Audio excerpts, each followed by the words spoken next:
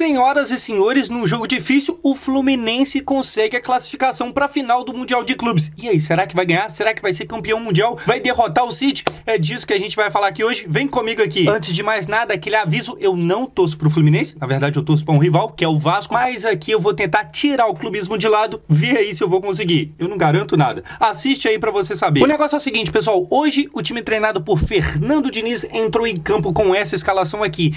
Pra quem não percebeu, é exatamente, sem trocar nada, a mesma escalação que entrou em campo titular na final da Libertadores e que venceu a Libertadores. O Diniz consegue repetir todo mundo, e eu falo consegue porque assim, tem um quesito de sorte de não ter ninguém machucado, ninguém lesionado, enfim, todo mundo que estava lá, estava aqui, e com destaque, tirando os jogadores de titular, com destaque para o banco, que também estava no banco naquela oportunidade, que é o John Kennedy, que naquele dia entrou e marcou, hoje fez a mesma coisa. Enquanto isso, o time do Al-Ahly era este aqui. Josão, quem que tem de famoso no Al-Ahly? Ninguém. Basicamente ninguém. Você olha de cabo a rabo e tem um monte de não tem ninguém. Porém, a gente se acostumou a imaginar com esses monte de Al-Hilal, Al-Nassr, Al-Ittihad, que todo mundo ali tem um time famoso, tem um jogador famoso no time. Isso aqui não é o caso, mas o Al-Ahly, ele, apesar de não ter ninguém famoso, ele é um time muito campeão. E aqui tem uma coisa que você precisa entender, agora que já acabou, pouco importa,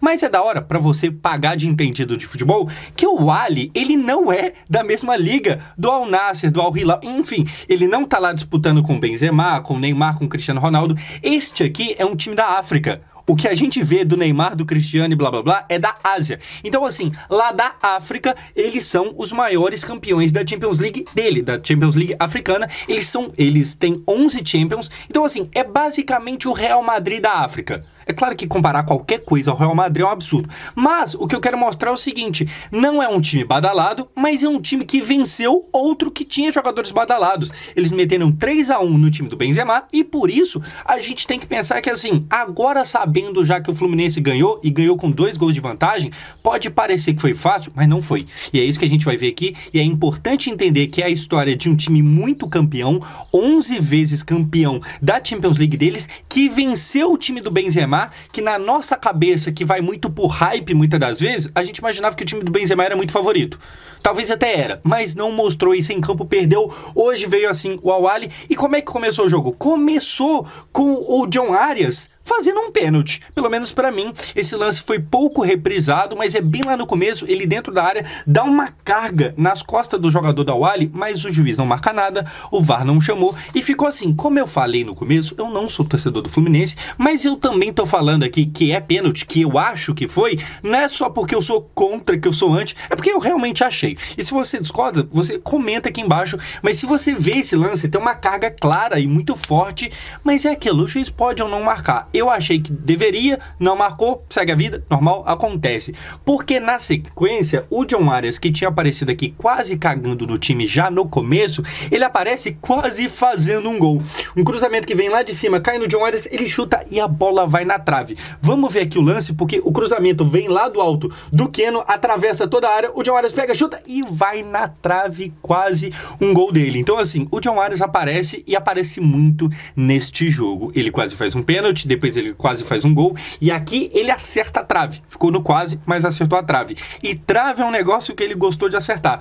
A gente tem que comentar só um negócio aqui. Esse comecinho de jogo foi marcado não pelo Fluminense tomando conta das ações, mas sim pelo Al-Ahly. Mas este lance aqui foi um baita quase gol. Na sequência, o que a gente tem é isto aqui, ó. O Felipe Melo, com seus 80 anos nas costas, muita idade, pouco cabelo, salvando o Flu de uma chance muito perigosa. E aqui começa um trecho que eu não vi muita gente comentando, mas eu acho que é uma das marcas dessa classificação para a final do Mundial, que são os jogadores velhos do Fluminense. A gente tem o Fábio, a gente tem o Felipe Melo, o Ganso, que não é tão velho, mas joga como se fosse, e também o Marcelo. São muitos jogadores já veteranos e todos eles jogando bem. Hora ou outra falham aqui e ali, mas no geral o asilo do Fluminense tá salvando. Aqui era um dos primeiros de vários contra-ataques do Al-Ahly que foram parados pelo Felipe Melo. Era um perigo danado, ele conseguiu cortar, a bola vai pro escanteio, e como eu tava falando, a gente tem que falar desses caras porque assim, recentemente, pra quem não viu, o Fluminense, eu não sei se já chegou ao acerto ou se tá muito perto, mas enfim, tá quase certo do Renato Augusto ir pro Flu. Renato Augusto ex-Corinthians, que é um jogador caro, que tinha um salário alto e que pro Corinthians não servia, principalmente por causa do preço. E aí o Fluminense falou, não, beleza, pra mim serve. E aí é curioso, se você for parar pra pensar, como que um jogador não serve pro Corinthians, mas serve pro atual campeão da Libertadores. É claro que a gente tem que pesar, que é igual eu falei, o Corinthians não é que ele não gostava do Renato Augusto, mas sim que ele viu que era caro demais. A gente tem que entender isso, e isso também é algo muito parecido ao que fez o Fábio sair do Cruzeiro e ir pro Fluminense, questão de preço e não vale a pena. Mas assim, o Fluminense vai mais uma vez ao mercado, traz o Renato Augusto, que já é um jogador velho, que a gente não sabe quantas vezes vai estar disponível para jogar, mas tal qual o Felipe Melo, é um cara que pode dar muito certo. E aí a gente, como eu falei, tem o Felipe Melo, tem o Fábio, tem o Ganso, que é um cara que é velho, porque você vê ele em campo, ele nem tem uma idade tão avançada assim, mas ele não corre. Ele parece um jogador de 40 e tantos, só que na mesma hora que ele parece velho, sem fôlego, sem ritmo, ele também dá um passe de calcanhar, que você fala, meu Deus do céu, como é que esse cara não jogou no Barcelona? O Ganso é isso, ele é um cara que não tem uma idade tão avançada, mas parece que tem sim. Enfim, pessoal, dando sequência, o escanteio acontece e quase sai um gol do Fluminense. Isso ainda neste mesmo lance que a gente acabou de ver o Felipe Melo cortando de carrinho e mandando a bola pro escanteio. Neste momento aqui, a gente tinha 18 minutos. E aqui eu acho que a gente precisa falar sobre como o Fluminense estava mal no primeiro tempo. Quem não viu o jogo, e o jogo foi em horário comercial, muita gente está trabalhando e não conseguiu ver, quem não viu e só vê o placar, ou então só vê os melhores momentos, vai achar que foi tranquilo. Não foi. O Fluminense esteve muito perto de perder esse jogo já no primeiro tempo. E esse aqui foi um dos primeiros lances de muito perigo. O Samuel Xavier tirou a bola praticamente aqui em cima da linha, como sofreu o time brasileiro. E novamente, eu não tô falando isso aqui pra gastar os caras, até porque que moral tenho eu pra gastar um time que tá indo pra final do Mundial, mas... Cara, é impressionante como até pouco tempo atrás a gente entendia que o time brasileiro que vai pro Mundial, ele tem que se preocupar somente com a final.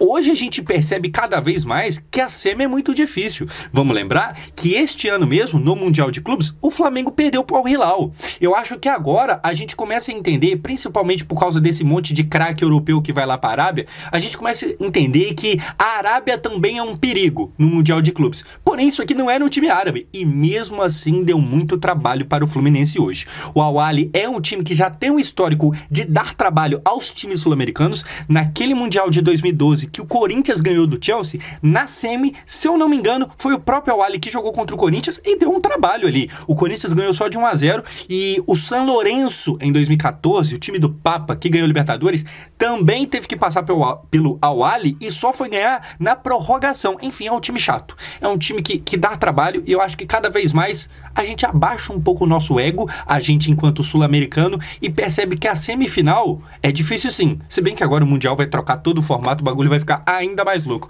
Enfim, dando sequência, pessoal, mais um chute na trave, de novo do John Arias, que como eu falei, tava muito aparecendo no jogo de hoje. Olha só, o lance aqui de um escanteio ensaiado, cruzou, e aí a bola vem e vai na trave. E aqui o que eu tenho que falar é o seguinte, não tem como eu cravar aqui pra você, mas isso aqui parece muito jogada ensaiada do Diniz.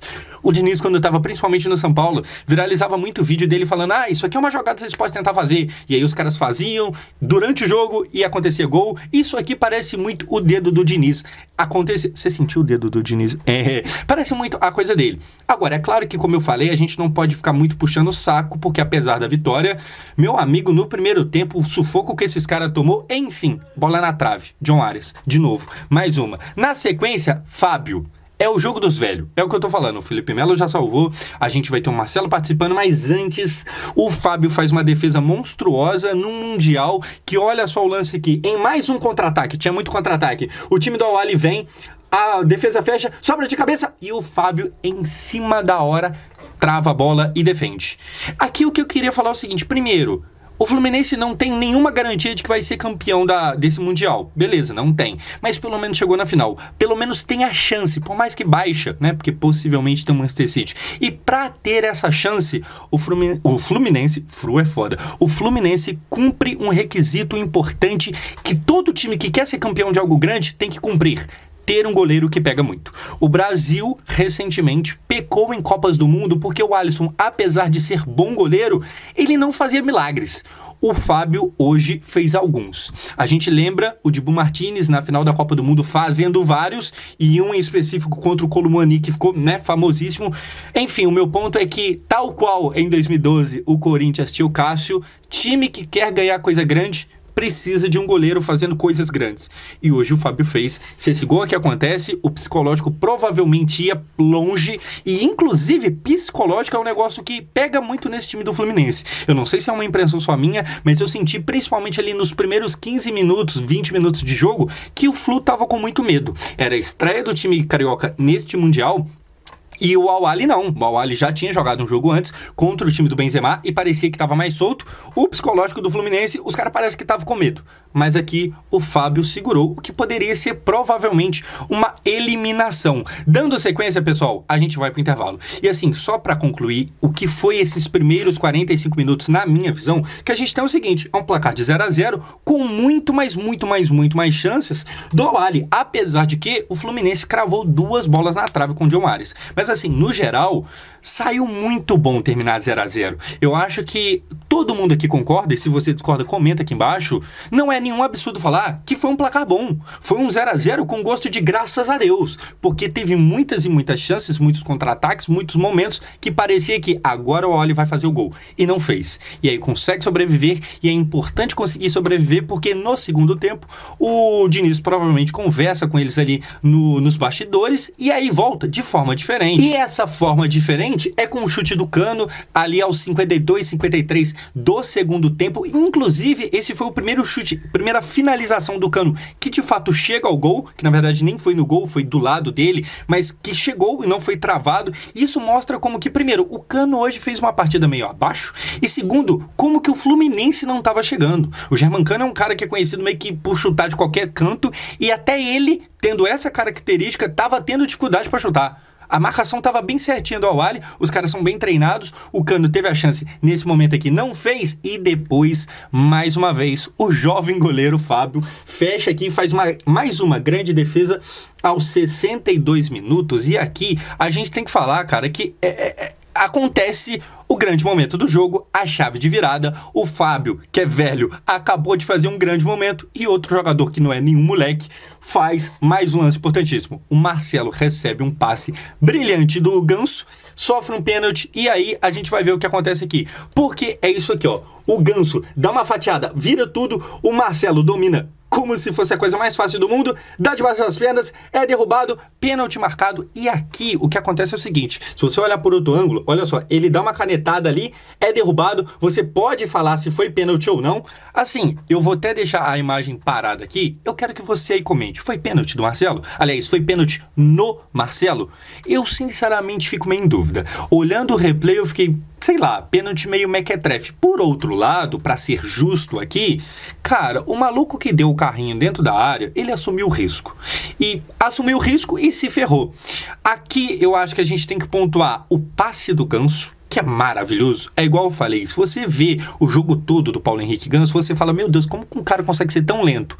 Na mesma hora você fala, meu Deus, como é que ele viu essa bola? Porque ele dá uns passes, ele acha umas coisas como se fosse muito fácil. O Ganso me parece aqueles jogadores antigos que a gente vê melhores momentos, tá ligado? Ele me parece muito isso. Outra coisa, o Marcelo. Um jogador já velho, que pra muita gente já passou do tempo, fazendo um domínio maravilhoso, dando um toque debaixo das pernas e sofrendo um pênalti que muda tudo. E aqui é muito louco, cara, como que assim, o Marcelo, obviamente, ele vai falhar hora ou outra, ele vai, sei lá, faltar velocidade, faltar fôlego, é um jogador com uma idade um pouco avançada, mas ainda é extra classe, né? E a classe os caras não perdem. E aqui foi o que ele fez. O Marcelo me lembra um pouco o Felipe Luiz, é claro que a carreira do Marcelo é muito maior, mas o Felipe Luiz do Flamengo tinha uma parada assim de hora ou outra ele falhava, mas hora ou outra também você via como que é uma classe a mais. E o Marcelo é muito mais classe, não tem nem como.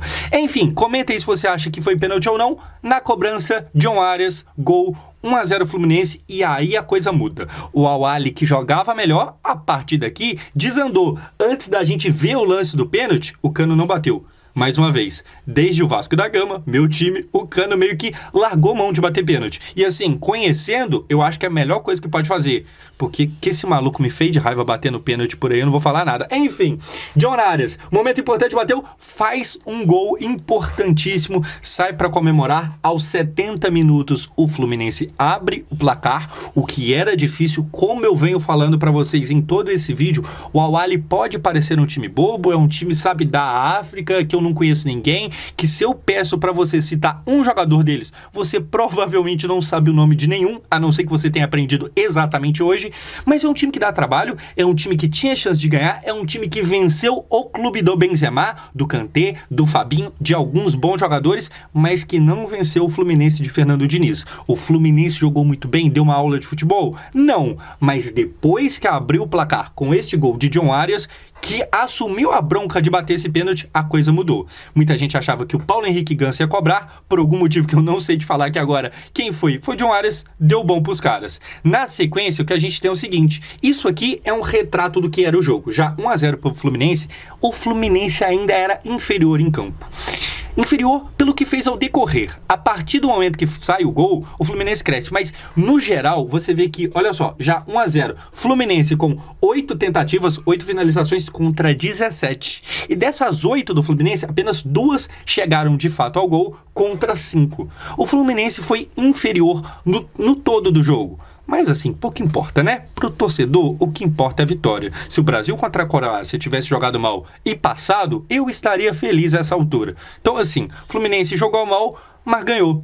O Corinthians contra o Chelsea também jogou mal, mas ganhou. E no final, o que o pessoal vai lembrar é que ganhou. É isso que importa. Enfim, depois do 1-0 ainda teve o Cano dando uma pipocada, o que, vamos ser sinceros, não é muito comum, a não ser batendo pênalti. Aqui não era uma situação de pênalti, ele recebeu cara a cara com o goleiro num passe que, se eu não me engano, é do John Kennedy, que aí sim já tinha entrado.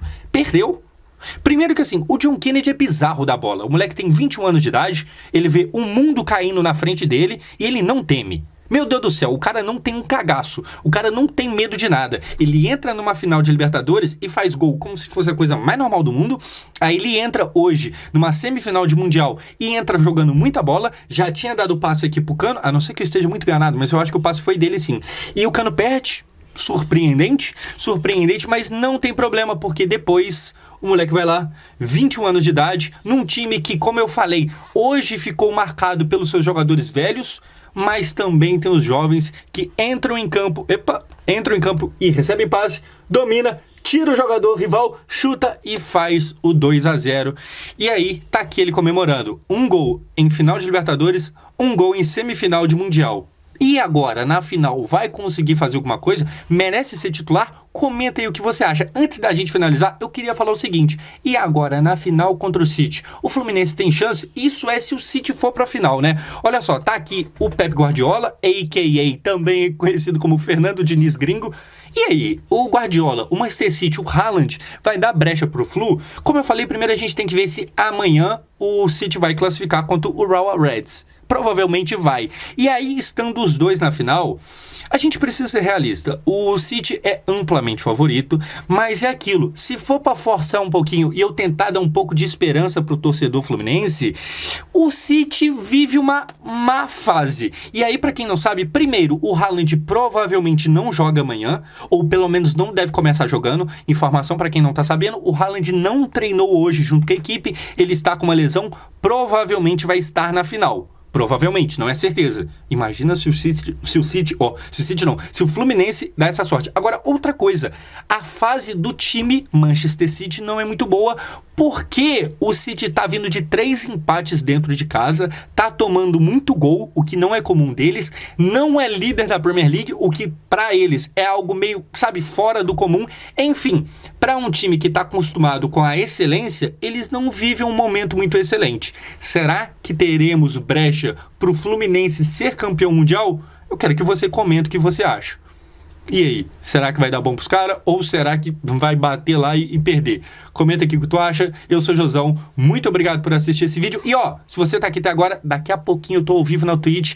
Primeiro link da descrição, chega lá pra nós trocar uma ideia, demorou? É nóis, muito obrigado por assistir isso aqui. Valeu!